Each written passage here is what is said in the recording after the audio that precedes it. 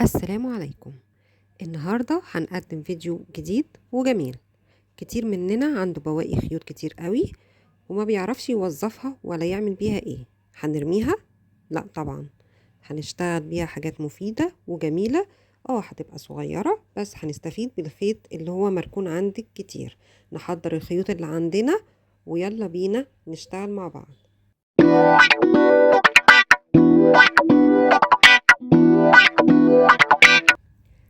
النهاردة هنشتغل مع بعض بلونين اللي هو الأبيض والأحمر. طبعا كل واحد بيشوف الألوان اللي هي عنده بواقي صغيرة ويشتغل بيها. أنا هشتغل بالأبيض وبالأحمر.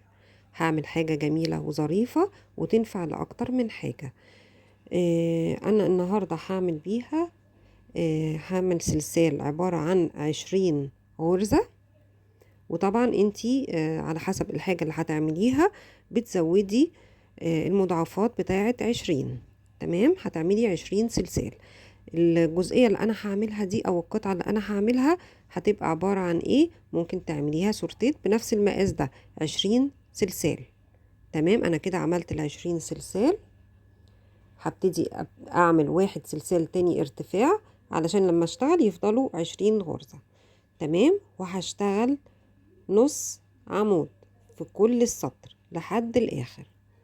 طبعا انا ليه قلت هنا سورتيت؟ لاني مقاسها رفيع فهتنفع مقاس سورتيت. لو انتي عايزة تعملي سكارف مثلا بتعملي 3 مرات مضاعفات 20، يعني هتعملي 60 مثلا غرزة. وطبعا على حسب الخيط بتاعك سميك ولا لا، فانتي بتعملي مضاعفات 20. ولو عاوزة تعمليها مثلا هنقوله ايه، مثلا خدادية، بتعملي برضو المضاعفات لحد ما توصلي حجم الخدادية. انا كده خلصت السطر الاول وهو عبارة عن نص عمود. انا بحاول احط ايديا عشان اوريهولكوا عشان الخيط ابيض. تمام، عملت السطر الاولاني فوق 20 سلسال وعملت واحدة ارتفاع. عملت فوقهم كل واحدة فوقيها واحدة نص عمود. تمام، عملت هنا واحد ارتفاع تاني وهدخل في اول غرزة هشتغل ايه برضو نص عمود. بس كام واحدة نص عمود؟ هشتغل 5 بس نص عمود. تمام،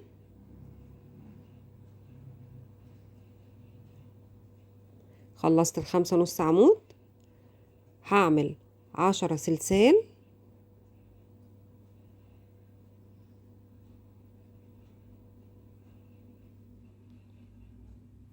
تمام كده، وبعد كده همسك الشغل بتاعي وهعد 10 غرز.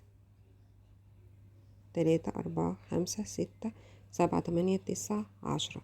هدخل في ال11، يعني انا سبت 10 غرز ما اشتغلتش فيهم وهدخل في ال11.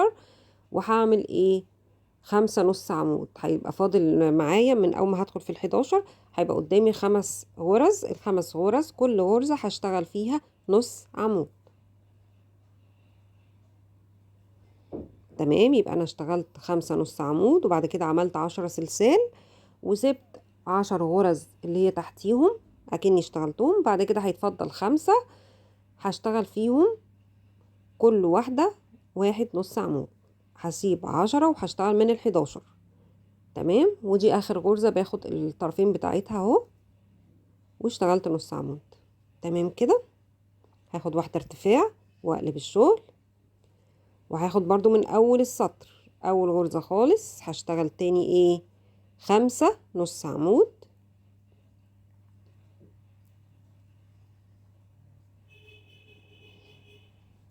كل نص عمود فوقيه نص عمود.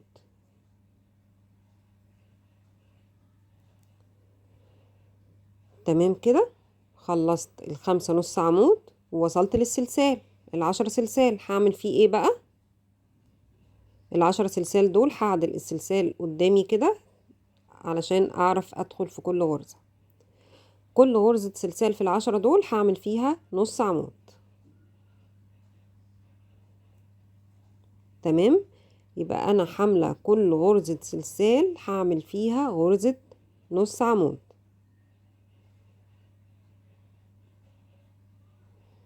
اهم حاجة عشان الغرزة تبقى متساوية وشكلها متناسق بتعدلي السلسال عشان تشتغلي مع اول غرزة ويكون الشغل كله مظبوط. هعمل بقى في ال10 سلسال كل واحدة نص عمود.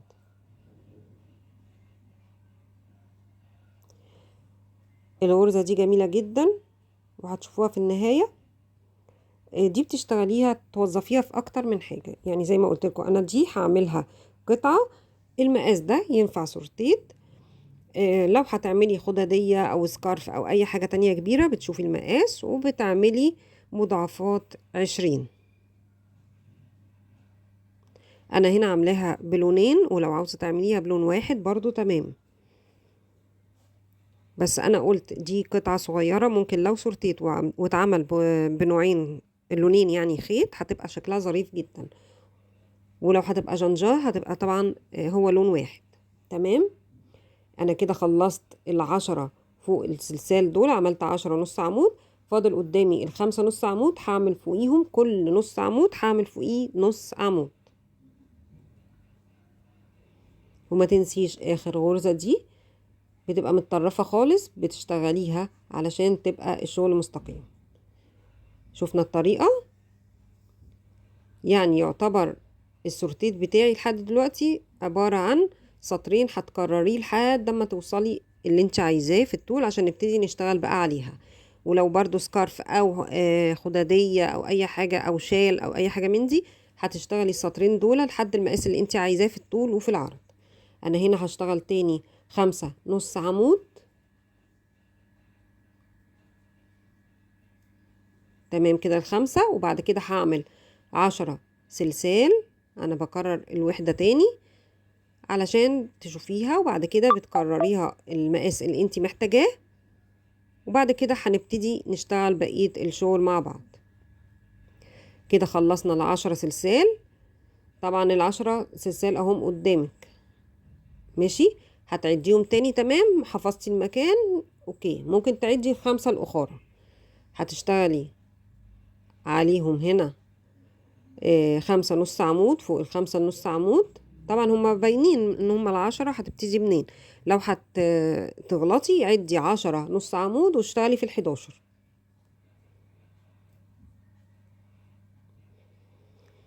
تمام. انا هنا بعمل 10 نص عمود سوري 5 نص عمود. تمام. وما تنسيش اخر غرزة، وبعد كده تعملي واحد ارتفاع وتقلبي الشغل، وهتشتغلي فوق ال5 نص عمود هتشتغلي فوقيهم تاني 5 نص عمود.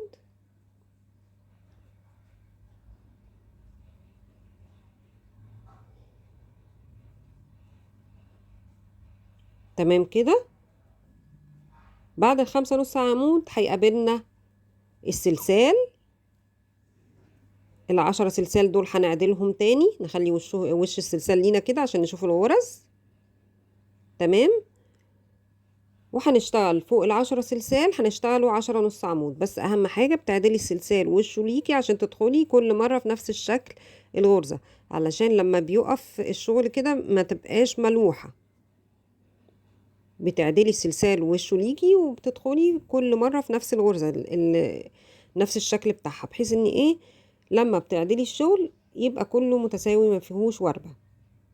نخلص فوق كل سلسال نص عمود، يعني هنشتغلوا 10 نص عمود تاني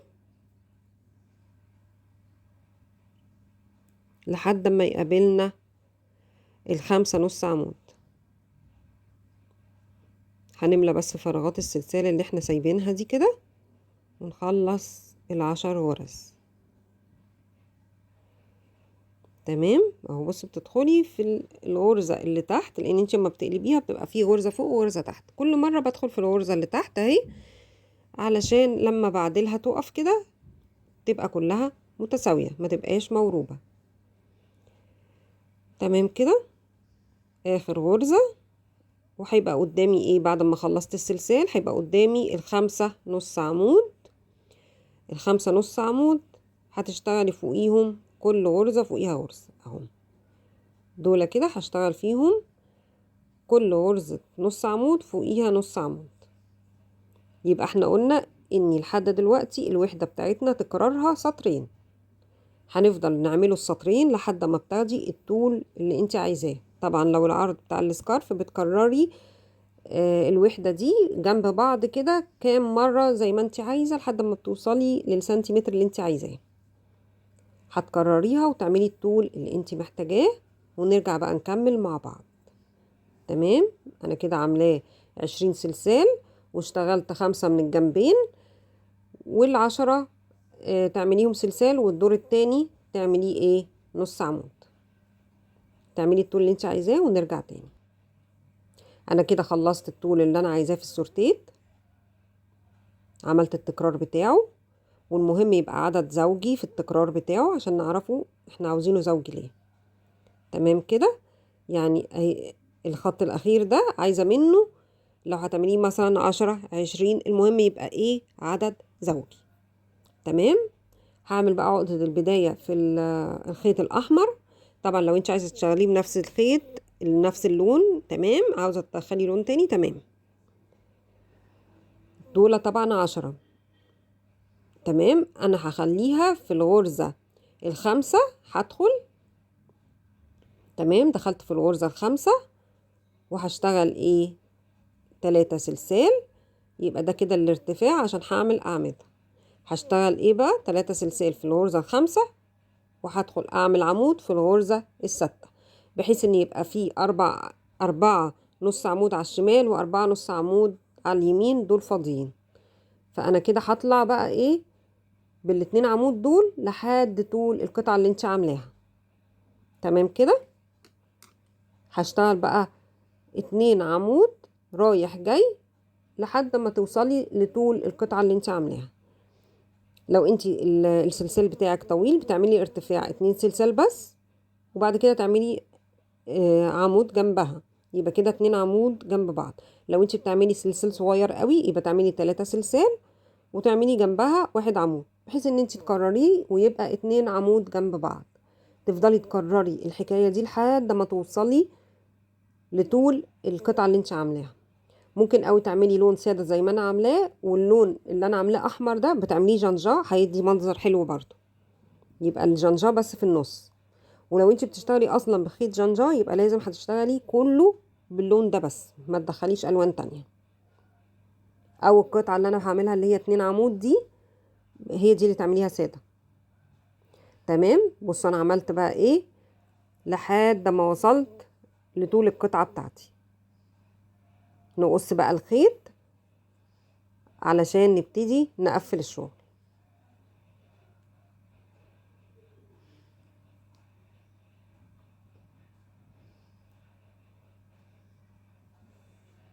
تمام. انا هاخد اللي تحت. انا طبعا اخر واحدة دخلت فيها الاعمدة، يبقى الرقم 2 هتطلع فوق رقم 3 كده.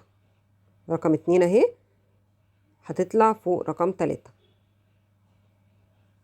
تمام كده.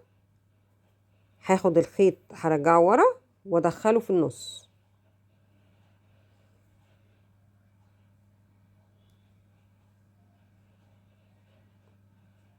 شفتوها ازاي بقى؟ اللي تحت دي هتطلع فوق، وتمسكي الخيط تاني الاحمر تدخليه من ورا وتطلعيها من النص. هتفضلي بقى تعمليها كده. تمام كده. هتفضلي تمسكي بقى ايه اللي تحت تحطيه على اللي فوق،